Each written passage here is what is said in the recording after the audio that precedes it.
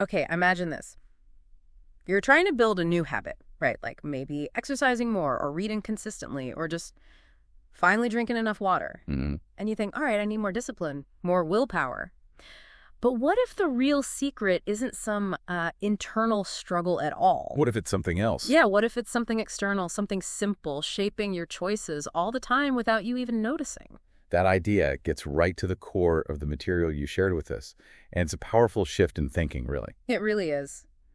Welcome, everyone, to the Mirrex Media Podcast. This is where we dive deep into fascinating ideas pulled straight from the material you provide. And today we're unpacking some incredible insights from those excerpts of James Clear's book, Atomic Habits. Specifically, we're focusing on the profound, often hidden influence of our environment on, well, pretty much everything we do. Our mission in this particular discussion is to explore how your physical surroundings act as these invisible cues for your behavior.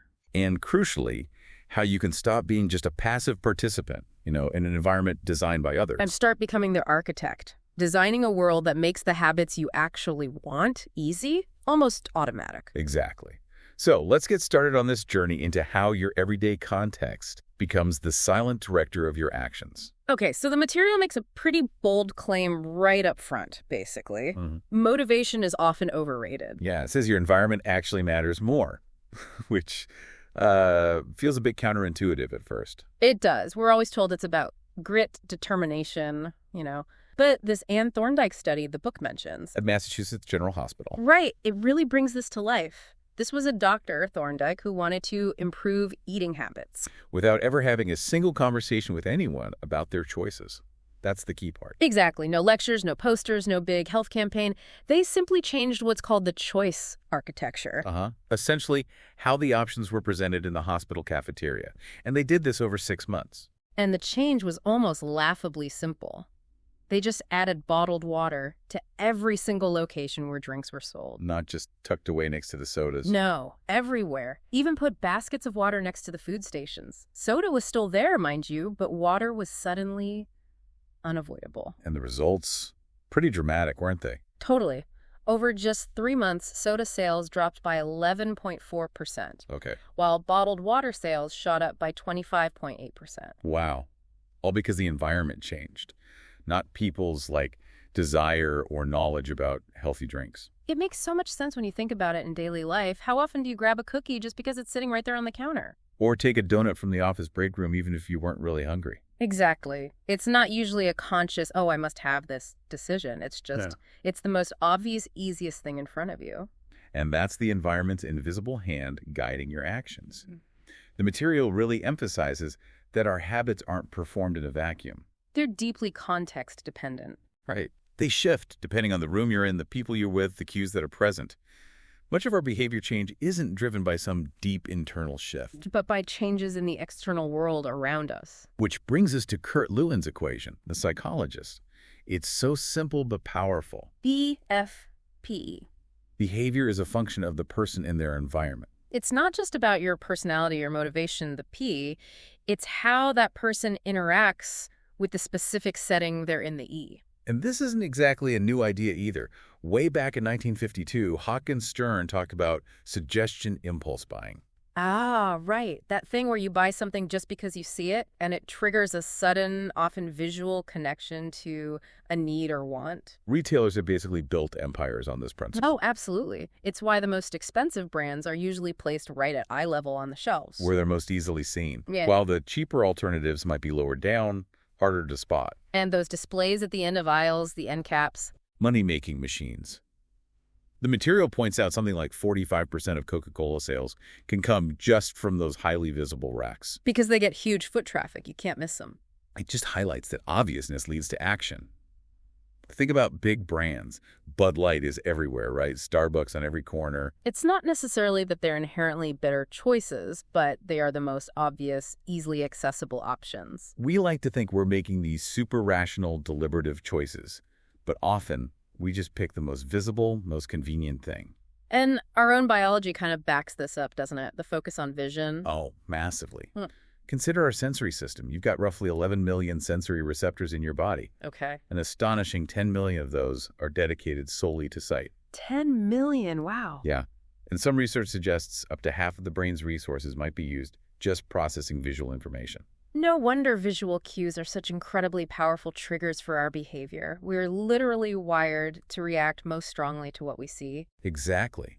So a seemingly small change in what you see in your environment can lead to a surprisingly big shift in what you do. Which is why the material hammers this point home. If you want good habits, you need to live and work in environments filled with productive cues. And ideally, empty of the unproductive ones. But here's the empowering part, right? It's not about being helpless. You can flip the script. You can become the architect. Yes, you don't have to be just a passive recipient of whatever environment you're dropped into. You can actively shape it. And the way to do that builds directly on what we just discussed. Yeah. Habits start with a cue, and we notice cues that stand out, that are prominent. The big challenge, though, is that so often the cues for the habits we want are hidden away. Totally. Your guitar you mean to practice, stuck in the closet. That book you want to finish, on a shelf in the guest room you never enter. The vitamins you keep forgetting, buried behind the cereal boxes in the pantry. If the cue is subtle or out of sight, it's just incredibly easy to forget, or to never even have the thought cross your mind. So the practical strategy becomes, make the cues for your good habits obvious. Make them impossible to miss. The material gives some great examples, like that Dutch energy study back in the 70s energy crisis. Oh yeah, the meters. Homeowners whose electrical meters were right there in the main hallway. Used about 30% less energy than those whose meters were hidden down in the basement, even though the houses were similar. Just seeing the meter constantly changed their behavior. Or the famous fly sticker in the urinal at Schiphol Airport in Amsterdam. Right. A tiny sticker that looked like a fly inside the urinal bowl. And it significantly improved aim, which led to, 8% lower cleaning costs? Just from a tiny, obvious visual cue guiding behavior. It's amazing. And the author shares his own story about apples, right? Yeah, he used to buy apples, stick them in the crisper drawer in the fridge. And they'd just go bad because he never saw them. The cue was hidden. But when he started putting them in a big bowl right in the middle of his kitchen counter, suddenly he's eating several apples every week. The habit became easy because the cue was right there. Super obvious. And these aren't just, interesting little anecdotes. They're basically blueprints for us. Absolutely. The material gives some really direct, practical tips you can use, like right now. Like, if you want to remember your medication, put the pill bottle right next to the kitchen faucet. You see it when you get water. Want to practice guitar more? Don't hide it away. Leave it out on a stand in the middle of your living room. Make it visible. Trying to write more thank you notes. Keep a stack of stationery and pens right there on your desk, ready to go. Want to drink more water? Fill up several bottles in the morning. Place them in common spots, your desk, the kitchen counter, the coffee table. Make it the easiest choice. The core principle here is just so straightforward. To make a habit a big part of your life, make the cue for that habit a big, unavoidable part of your environment. Yeah, just like persistent bad habits, like smoking, often have multiple triggers, seeing someone smoke, feeling stressed, finishing a meal. You can deliberately sprinkle triggers for your good habits throughout your day, throughout your spaces. The goal is always make the best choice the most obvious choice. And when you start designing your environment like this, you get this powerful sense of agency back, don't you? Totally. Most of us just navigate environments others have created, our homes, our offices, our cities. They're set up in certain ways. But by consciously tweaking the spaces where you spend your time, you dramatically increase exposure to positive cues and decrease the negative ones. You stop being just a passive consumer of your world. And become an active architect of your daily reality, which is pretty cool. It really is. Yep. Now, building on that, the material explores an even deeper layer. Which is that habits don't just get linked to a single trigger, like seeing an apple. They become associated with the entire context around the behavior. Right, like how people might drink more alcohol when they're out with friends compared to when they're alone at home. The trigger isn't just the drink itself. It's the whole situation. The conversation, the atmosphere, the social setting. The entire context is the cue. And we mentally assign different habits and behaviors to different locations, don't we? Your bedroom behavior is probably different from your kitchen behavior or gym behavior. Yeah, and our relationship to objects changes based on the space. That couch might be where you read peacefully in the morning. And where you mindlessly scroll social media at night. Same object, different context, different habit. The good news here, though, is you can consciously use this. You can train your brain to associate a specific habit with a specific context. The material mentions that study with insomniacs. Oh, yeah. They were told to only get into bed when they were actually tired. Right. And if they couldn't fall asleep, they had to get up, leave the bedroom, and only come back when they felt sleepy again. So over time, they trained their brains to strongly link the context of bed only with the habit of sleeping. Which made it significantly easier to fall asleep quickly once they were in bed. That space was no longer mentally cluttered with associations of tossing and turning or watching TV or reading emails. And this power of context is why trying to change a habit can sometimes feel surprisingly easier when you're in a completely new environment. Yeah, you leave all the old cues and the behavioral baggage behind. Like if you're trying to read a book, sometimes just going to a different library or coffee shop works better than forcing yourself at the kitchen table. Which is loaded with cues for eating, making coffee, checking your phone, whatever. You're not fighting those established associations. But, okay, a completely new environment isn't always possible or practical. True. So the solution then is to redefine or rearrange your current environment. And this leads to a really key mantra from the material. One space, one use. Exactly. The author talks about this from his own experience, right? When he first started writing, he worked from his couch or the kitchen table. And he found it incredibly hard to switch off from work mode because those spaces were also for relaxing or eating. The lines were blurred. Was the kitchen table for work or for dinner? It created this constant mental conflict. But once he got a separate office space, even just a dedicated corner, the division became clear. In the office, he worked. Outside the office, he didn't. Each space had one primary dedicated use, and that made it much easier to turn off the work brain. This is why our modern tech, like smartphones, is both amazing and kind of tricky for habits. Because they can do everything, right? Work, social media, games, reading, news. Yeah. And because it can do anything, it becomes associated with this mishmash of cues, as the book calls it. It's hard to link it strongly to just one productive task.